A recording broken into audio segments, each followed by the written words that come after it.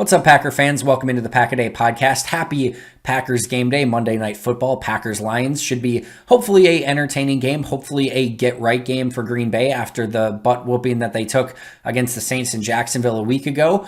I think everyone is expecting this to be sort of this get-right game against the Lions where, whereas everything went awful a week ago, that they kind of get more within the framework of their offense and their defense is able to benefit from the Packers offense actually working and maybe have a little bit more complimentary football than we saw a week ago. But of course, that's why the games are played. And if we're being honest, as much as it might be easy to say right now, listen, the Packers have more talent, they're the better team, they should win this game easily. The Packers were worse than every other team a week ago. And if you're comparing the Lions and the Packers, at least when both teams got down huge to their opponents, the Lions actually fought back and got back in that game and almost had an opportunity to tie it at the end, whereas the Green Bay Packers completely basically folded over after a rough start and then a couple interceptions, and the Saints just literally whipped their butts right out of Jacksonville, and now we have to see what this Packers team is made of going into week 2 against Detroit. And I do think there's going to be some keys to this game that we're going to want to keep an eye on and what will ultimately determine this game between the Packers and Lions on Monday Night Football. So without further ado, let's jump in and get started. These are going to be the 10 keys that I'm going to really be watching for in this game. And I think number one is, can the Lions follow the same game plan that the Saints used a week ago? Now, defensively, the Saints are a much, much better team than the Lions. And the Saints looked just phenomenal on defense a week ago, right? So I think there's going to have to be some differences there in how the Lions go about trying to defend Green Bay. But offensively, from a weapon standpoint, I mean, going in, like if I told you going into the season, like I don't think Jameis Winston or Jared Goff, like the difference there would have been that great. Alvin Kamara is certainly the best playmaker either team has, but the Lions aren't lacking for good running backs in DeAndre Swift and Jamal Williams. TJ Hawkinson is a better weapon than anyone the Saints had in their either wide receiver or tight ends room. So the Lions have a slight advantage there. I think the wide receivers are very, very similar and nondescript. Maybe not household names, but some guys that can make some plays in a pinch if need be. And then from an offensive line standpoint, the Saints are definitely better. And again, Saints have maybe the best offensive line in football, but the Lions have some really nice pieces along that offensive line as well. So I don't think it's like an insane, discrepancy between the talent levels on these two offenses. Again, the defense definitely so, where the Saints have a huge advantage there. But I still think the Lions try to kind of copy and paste the game plan that the Saints used a week ago and use it against the Packers and see if they can have some success. Because even if you're a little worse, that game plan worked to perfection against the Packers. Now, Green Bay had all week to prepare for it and is going to be ready for those sort of things. But at the end of the day, you start with running the ball against that Packers defensive front, no Zadarius Smith now, and you have to wonder, can Green Bay's defense simply hold up and get the Lions into some third and uncomfortable situations where they actually have to throw the ball? And then even in those situations with no Zadarius, can you get pressure on the quarterback? Can the defensive backs hold up on the back end? There's still some serious questions, and I think Detroit's going to be very aggressive in trying to attack the Packers defense the exact same way the Saints offense did. On the flip side, they're going to make the Packers prove that they can run the ball, especially on the inside with Aaron Jones, with those rookie offensive linemen. Potentially no Lucas Patrick. He's listed as questionable on the injury report, so we'll see what happens there. But you could have John Runyon Jr., Josh Myers, and Royce Newman as your 3 interior offensive linemen in this game. That's a lot of inexperience up front. So they're going to make the Packers try to run it up the middle, and if they can't get things going, then you're going to see a similar cover 2 approach, take away the outsides, play some man-to-man defense, and make Aaron Rodgers try to extend plays and be patient. And I think Aaron Rodgers will do a better job of that, but I think Green Bay is still going to have to show that the game plan that the Saints used worked great in week 1, but they learned from their mistakes, and they're not going to let the rest of the NFL do the same thing that the Saints did. So I think that has to be focus number 1 if you're Green Bay. Number 2, I mentioned TJ Hawkinson already, but there's very few playmakers for this Lions team, and I don't know that I'm ready to put TJ Hawkinson fully in the playmaker category quite yet. But I do think he's the guy that you have to start, by keeping an eye on, right? I'm not saying that when you line up on defense first down, you're trying to take away TJ Hawkinson no matter what, because I think you're trying to stop the run first if you're Green Bay. But I do think Hawkinson is their unique player. And I think, again, I always look at it from if I'm the defensive coordinator, offensive coordinator, how am I putting together this game plan? And if I'm the Packers, the player that I want to make sure that I'm aware of, how are they using him as both a run blocker as well as a receiver, is TJ Hawkinson and how the Lions run their offense potentially through him. So I think you want to, yeah, I'm not saying have two guys, ready to watch TJ Hawkinson, but I think the game plan has to start with him and how they're using him and how they're kind of setting up their offense by going through either, again, the running game through TJ Hawkinson as an extra blocker up front or as a, quote unquote playmaker in the receiving game. So definitely needs to be a focus for Green Bay. Number 3 for Green Bay is, I think, really taking control of this game early. And we saw Detroit fight back a week ago against the 49ers. So I'm not saying that if Green Bay jumps out to a 14-0 lead or something like that, you can just oh, that's over. Green Bay's going to win. Detroit showed a lot of fight in week 1. But I think after that week 1 performance, this is the first home game of the season. I think there might be a slight bit of nervous energy going into this game for Packer fans. And if all of a sudden the Lions go up 7-0, I think you're going to see a lot of that. I think there's going to be a tangible feel of nervous energy. So if all of a sudden the Packers kick off to start the game and the Lions go down 15-play drive and score a touchdown, all the momentum that you had, home field advantage, trying to get off to a great start and get right game against a bad Lions team, that is all out the window. And now Green Bay, you could see Green Bay pressing on offense. You can see this nervous energy, and all of a sudden the Lions feel more confident, and you could see the crowd and just everyone starting to gain a little negativity if the Lions start out this game great.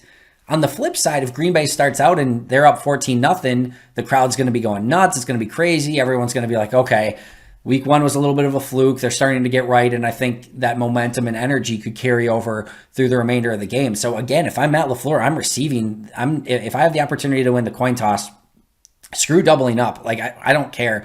Get the ball, go out, execute your offense, be multiple, both running the football and getting the ball down the field, and just have your full, weaponry available to you and your full arsenal of what you want to accomplish available to you, not feeling like you're already behind in the game and having some nervous energy because the Lions went down and scored a touchdown on their opening drive. So I think taking control early and getting off to a fast start could be insanely helpful for the Packers.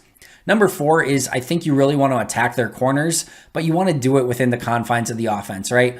You looked at the Saints corners last week and you're like, all right, maybe Paulson Adebo, we'll see if Marshawn Lattimore plays, or maybe he's a little bit banged up. We want to attack their corners because they just don't have a lot of depth there. But the Saints were able to take away the run game and then make the Packers predictable, and that made things a lot easier for the Saints, and they weren't able to attack those corners. And to be fair, Paulson Adebo played fantastic football. Chauncey Gardner-Johnson ended up playing in the slot and playing well, and then of course Lattimore did play, so there wasn't quite as many opportunities there. But listen, if Amani Aruye is your top corner, you are not in a good spot. He should probably be more of a number 4, number 5 corner in the NFL, to be real. And he's their number 1. And the next guy's up, even worse. So there's a lot of meat on the bone to attack those corners, but you can't just go in and start getting pass heavy 11 personnel and not go to your offense, right? Take advantage of what's there, but through the confines of your offense and still establishing the run and getting everything going like you need to, because it can be tempting to go out and attack those corners, but you need to have a game plan and you need to execute within the confines of the game plan, and specifically running the ball, play action, things like that. Number 5 is better communication on defense. For all the plays that were given up due to lack of communication and knowing who's covering who, there were even more plays on tape than that, and that was concerning. If I were Joe Barry in this defense, I would have spent the entire week making sure that everyone's on the same page and knows how to pass off receivers and that everyone's literally doing the same things, because that was not the case in week 1. Those those communication breakdowns, I should say, are definitely nerve-wracking, and that stuff can't happen. So that needs to get cleaned up, and I think that's one of the things you really want to see from the Packers, and especially the defense this week. Number 6 is special teams. Last week, offense was awful. Defense was awful. Special teams was fine, right? They didn't do anything great. They didn't do anything good, but they didn't do anything terrible. And that's usually a win for the Packers special teams. But you don't want to all of a sudden have, the offense and defense playing this better, but the special teams just giving up huge plays or, something where it gets the Lions back in the game, right? You want to see continued and consistent progress from that special teams unit. We'll see if they can quote unquote stack success and put two nice weeks together. And again, you're just looking for competence from that special teams unit. They don't need to be great, but if they can be average, you like your odds for this Packers team. And we'll see if they can kind of continue that this upcoming week. Number 7, and I've made mention of this on numerous occasions, but this is where they start to need to figure out an identity on defense. Are you playing bend but don't break? Are you going to be more aggressive? Are you going to press? Are you playing off? Are you going to be more of a blitzing team? Are you going to try to get home with your front four? What are you going to win with? Because last week nothing went well defensively, and it didn't matter what they were trying to accomplish. It all fell apart. So they need to start establishing an identity on defense and figuring out what it is that they're good at and what they can do to limit opposing teams, or at least start taking the ball away. Even if you're giving up some big plays, if you can get a couple big plays of your own, that could be a game changer for this Packers defense.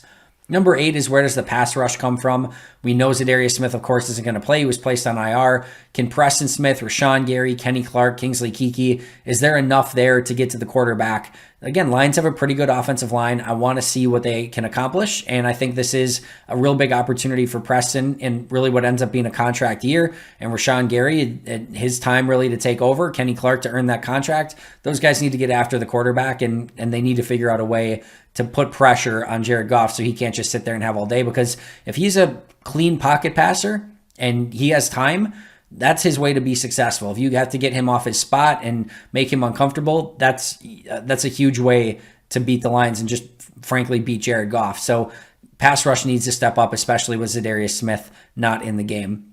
Number 9 is use that home field crowd. And again, this all goes back to getting off to a good start, but this crowd back at Lambeau, this is perfect, right? It's September football in Green Bay, Lambeau Field, Monday Night Football.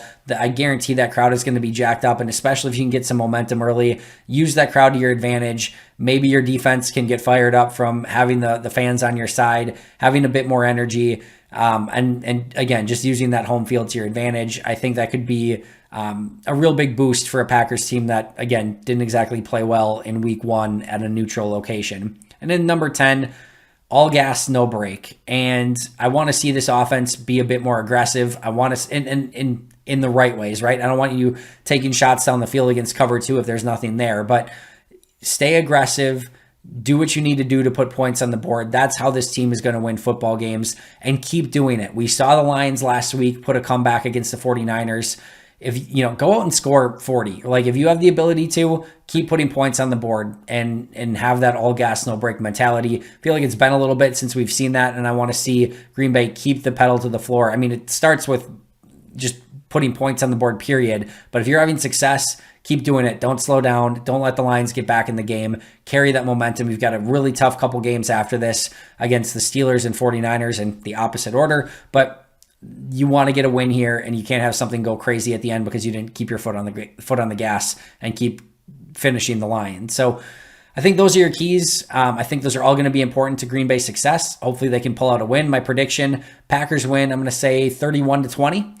And I think it should be a good, entertaining game, win at Lambeau Field, and hopefully a get-right performance, and we see some positives from this Packers team that hopefully they can carry over into a really tough road matchup on a short week against the San Francisco 49ers. That's going to do it for me. Thank you so much for joining me. I'll be right back here tomorrow breaking down the Packers' performance against the Lions, so make sure to subscribe if you haven't already. But until next time, and as always, go Pack Go.